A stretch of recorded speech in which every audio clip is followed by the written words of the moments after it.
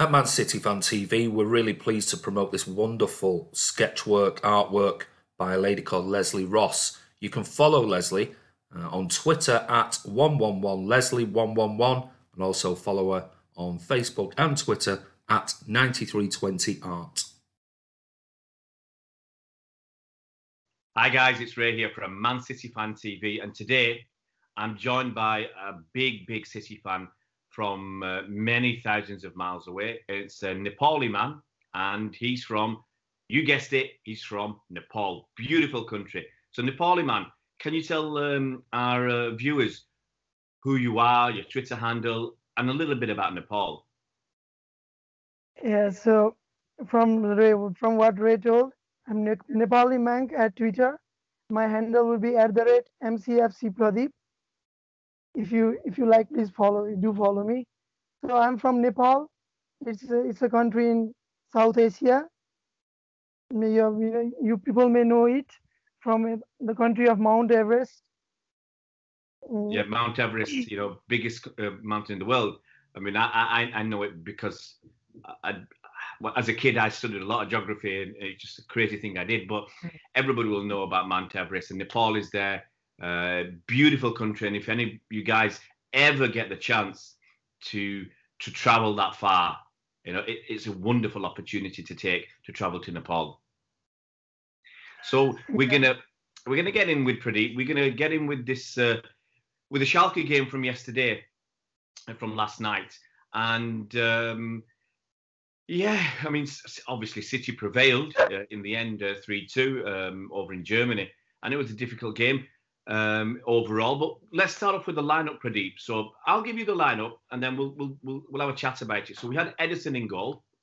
We had a Mm, back three or four, depends how you want to look at it. But we had Walker at right back.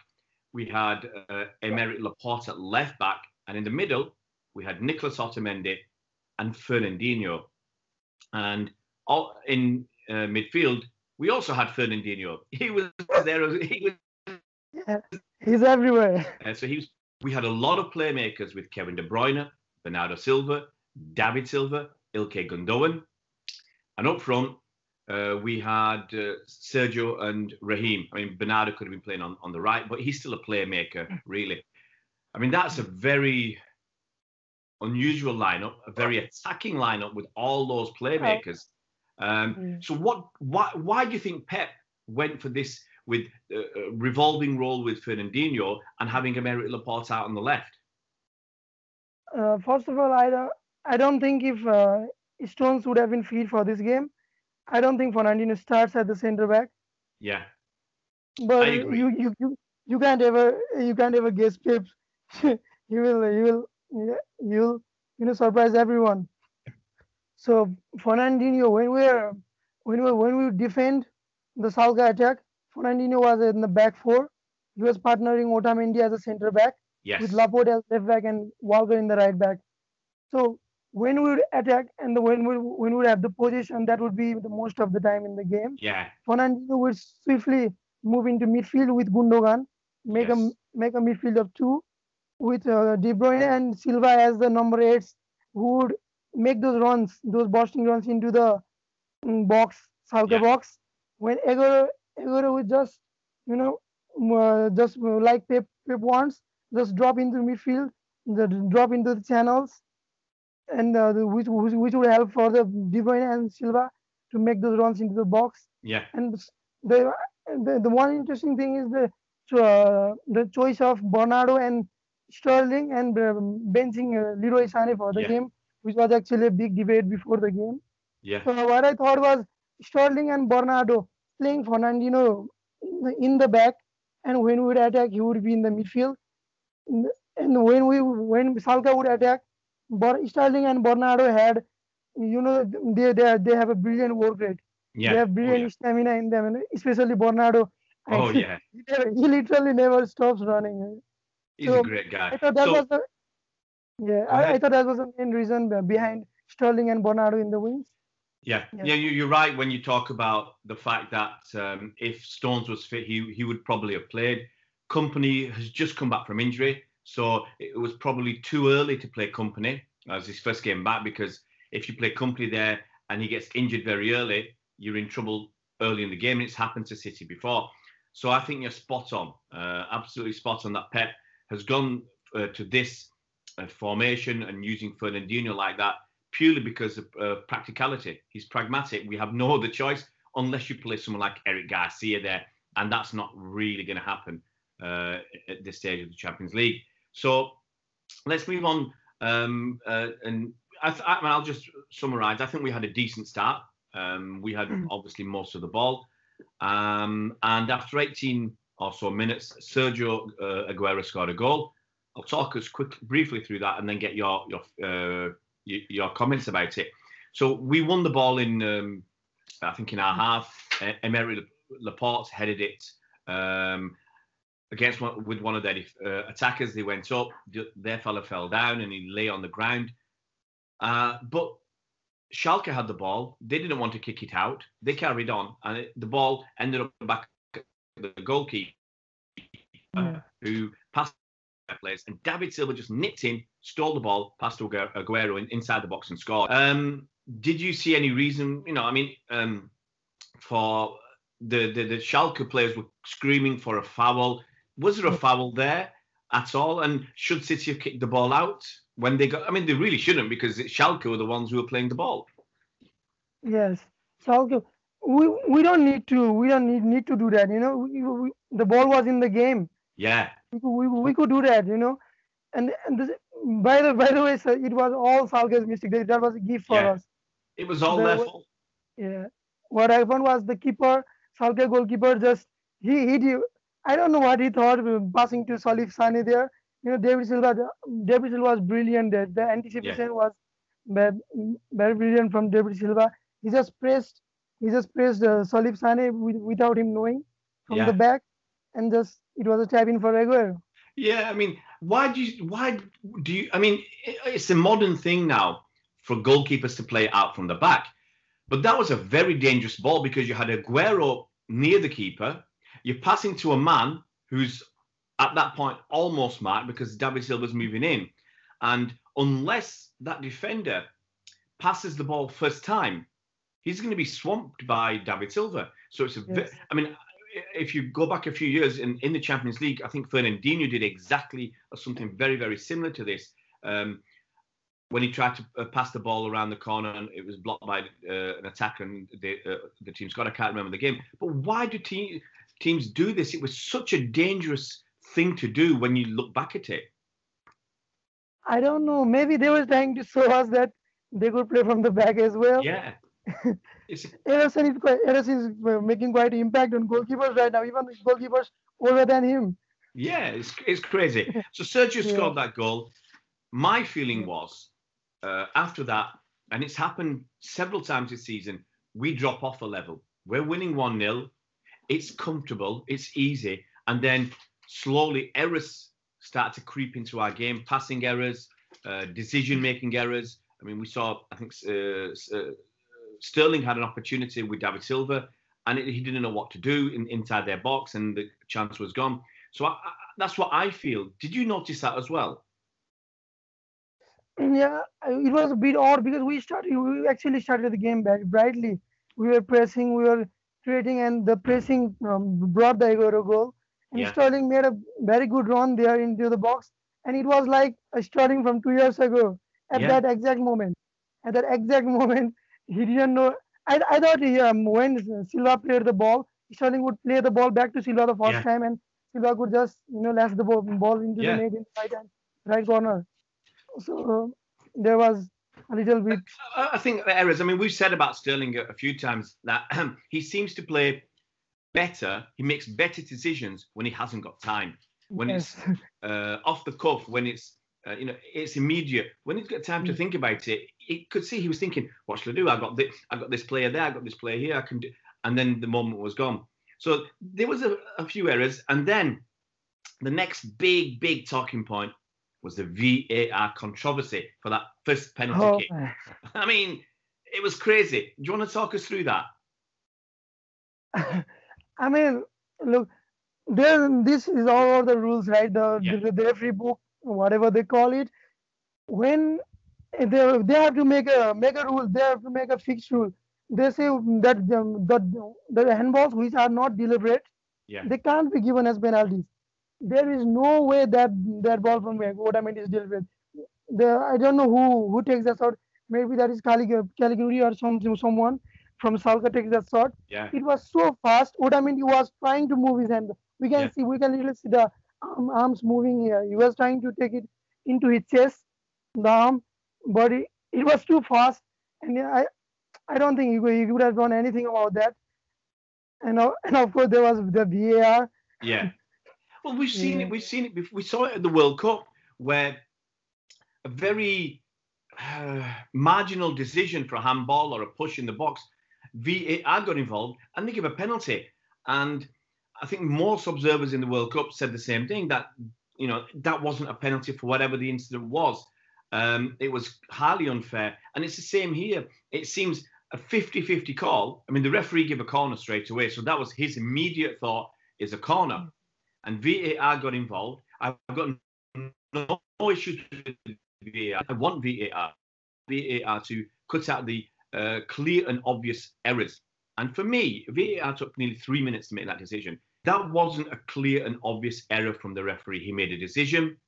He said it was a corner. And whether you can say it's 50-50, whether it was a penalty or not, it has to be clear and obvious. And if you're taking 3 minutes to make a decision, that means you're not clear yourself. the referee even didn't go to the monitor. They said that the monitor was broken. And there is one issue that I have with VAR, Yeah. that when it's a good thing, Yeah. there's no doubt about that. There's a good thing, and with time, I think it will be even better. Yeah. But they have to only have that monitor. They can't have something like mobile phones or iPad, something Yeah. like that. With the fourth official in the sideline, to Yeah. just have a view for the referee. Well, I was under the impression, my understanding was if the monitor's not working, then the referee's Yeah. original decision will stand. And even be that as it may, if the monitor's not working, there are so many screens the referee could have just looked Yeah. at. There's probably hundreds of monitors there in the press box. He could have looked at something if he wanted to. And so for me, that was the error with VAR then. If the monitor's not working, stick to the original decision. And just because we've got VAR doesn't mean those officials in the back room need to make a controversial decision, because that's how I felt it was. It was at the World Cup and here. So you're right, there's going to be teething problems. There's going to be errors. It will get better over time. But we don't want to see marginal decisions being given as making them into major decisions and penalties like that. So yeah, they scored that from that ensuing penalty. Bentaleb sent Edison the wrong way, and not too late after that, we had another penalty. I mean, it was like City were imploding. Yeah. Do you want to talk us through the second penalty? I mean, did you think it was a penalty? Oh, it was horrible. Waking up waking up at midnight, Yeah. 1 a.m. Here in Nepal, we have to for the Champions League games. It was horrible right there because Imagine. I was just awake 45 minutes ago, Yeah. and just watching that they are taking the turn to give the penalties away. Yeah. I was so surprised why the referee didn't even consider VAR for that. Maybe he just thought it was such a clear-cut decision. I mean, they had a free Yeah. kick, and I think they fooled City by City thought one guy was going to take it, another guy took it, so it caught our defensive line off guard. And I think they had 3 men in the box who were clearly onside. But I'm not actually sure about that, but I thought Salif Sane and another one was that. I'm not sure, but I think it was Nastasic. okay, Nastasic was actually approaching towards Ederson, the ball that Ederson Yeah. pounced. That Nastasic was in offside position when the Okay. ball was played, and Fair he approached Ederson, and that is clearly a distraction to the goalkeeper from an offside position. yeah, The goalkeeper is punching. He can, when Nasasi is approaching him, when he's distracting him, yeah. he can clearly punch the ball, because there is a distraction. But the referee's given it for the foul by Fernandinho. I mean, by holding the player back. That was a foul. That was a foul. Yeah. So I mean, we agree. We have to admit that was a foul. Yeah. And Fernandinho got a yellow card, which means he misses the next the return leg. So that's fair dues. I mean, it felt like we were imploding, and we went in at halftime losing 2-1. And from the way we started, that was disappointing. But the fact that Schalke have only scored 6 goals in the Champions League group stages, they're the poorest team there. It was as long-time City fans, it's Cityitis. It's typical City. We're making heavy weather of what should have been I won't say a stroll in the park. You don't get that at this stage of the Champions League. But what should have been a comfortable game, especially after our early goal. And then in the second half, one major talking point, Nico Otamendi, at just about the halfway line, at the side of the pitch, commits a foul. It's debatable whether it was worth a yellow card or not, but he's committed a foul that gives the referee a decision, and that decision is second yellow card, you're off. I thought that was too soft to give that a yellow card. Actually, you could get why I thought it was soft was because the original yellow card, the first yellow card which was given, there was never a yellow card. There was never a yellow card because there was not a deliberate handball. Even if you give a penalty for that, you can't give a yellow card. He could literally do nothing in that incident. In that situation. So because of that, the referee he should have thought about that. That was harsh, I thought. Yeah, I think if it'd been in the Premier League, he wouldn't have got the second yellow card. The referee would have tried to. I think that's one of the things they say behind the scenes. They tried to keep the players on the pitch or not to make a big decision, a game-altering decision if they can avoid it. So Nico sent off, and we're down to 10 men. We played well in the second half. I thought we started.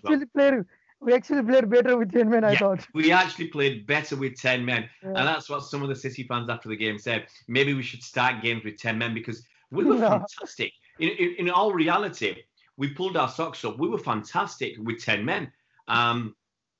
We were creating. We were not obviously scoring, but we looked more dangerous. And then talk us through the Sane goal. I mean, I'll let you talk us through that one. Sane scored an equaliser. He came off the bench, I think, after 77, 78 minutes for Aguero. And about 8 to 10 minutes later, he scored the most stunning of free kicks. So you talk us through that. It was sublime. Yeah. It was all class. Yeah. What else can I say?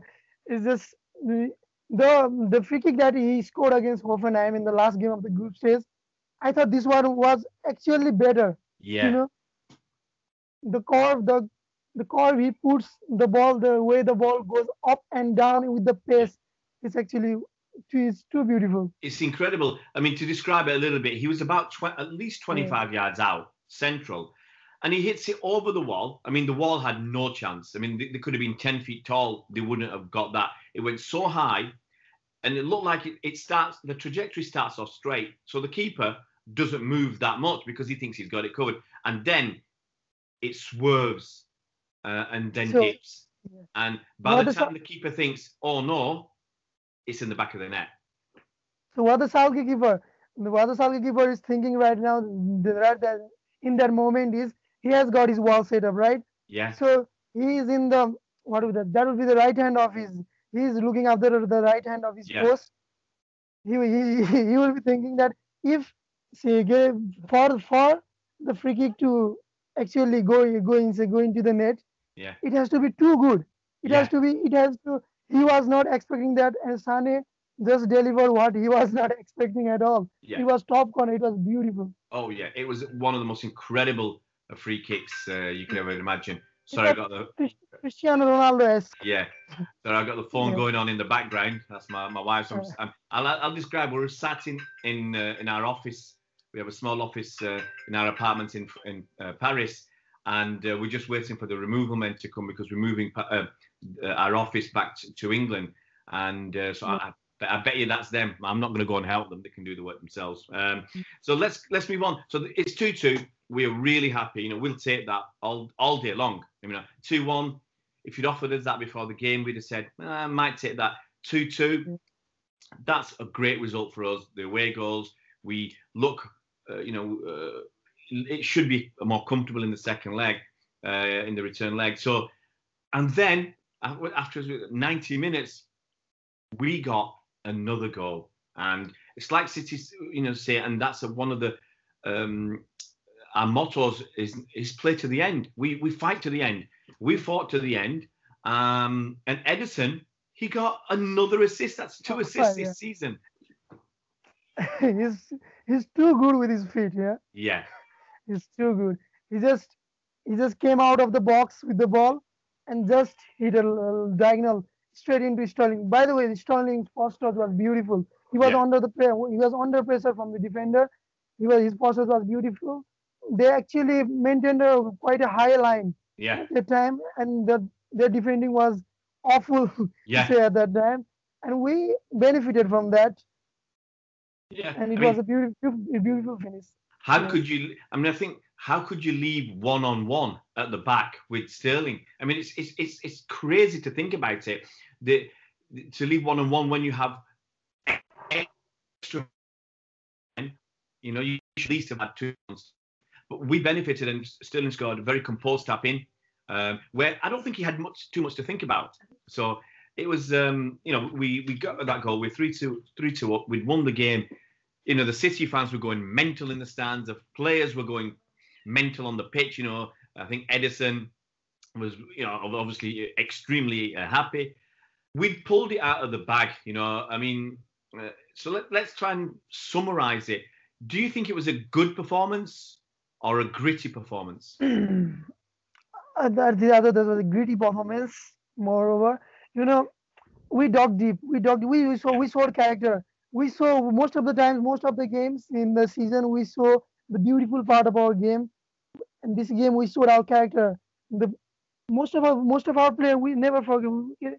Let's not forget, most of our players are young, and for those young players to have that bit of character, which they have shown in the Liverpool game, and now this game, we dug deep, and I was to be fair, I wasn't expecting a win in the last when it was 88 minutes. I thought 2-2, 2 away goals. Okay, we will smash them at Etihad. So Schalke were not that good, by the way.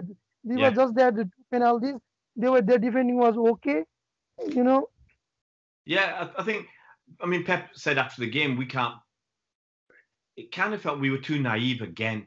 We can't give other teams such opportunities in big games like this. I mean, it was some naivety and poor play on our part to gift them the penalties. Whether you can argue how much the first one was or wasn't, we are giving them teams opportunities to have for referees to make mistakes. Maybe we're too sloppy. And you got to remember, Schalke are probably one of the weakest teams left in the Champions League.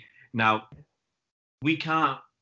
I believe this is what Pep is kind of saying. We can't go out and put performances like that in against Barcelona, Atletico Madrid, Real Madrid, Liverpool, or any decent team. We can't do that. So is that a worry for you again? Or is it just we only do this against the weaker teams? I thought there was a one-off, maybe. But this is just my opinion. I'm not saying that these bad results will be good for us, but these bad results in between the run we are going, just like the Newcastle result in between, I just think that this is helping us in the long run for the trophies, because when their bad game goes, Pep will just smash the players in the dressing room, and the players will they will find new motivation and they will just go on a run of 10 games or so, 10, 15 games. I just hope that this counts as a bad game, even though luckily it was a win. And then we go for a good run in the end of the season. Yeah, I mean, I hope you're right. I hope this stimulates us onto a good run of form, starting on Sunday in the Carabao Cup final, and carrying on into our other league games, and whatever else the season has in store for us. So that's our roundup. I've got to say once again, Pradeep, Nepali man on Twitter, fantastic for you to take the time and to discuss and review the game with us. Maybe next time we get you on, you show us a little bit of the scenery around Nepal, because I think it's beautiful. It's a beautiful country.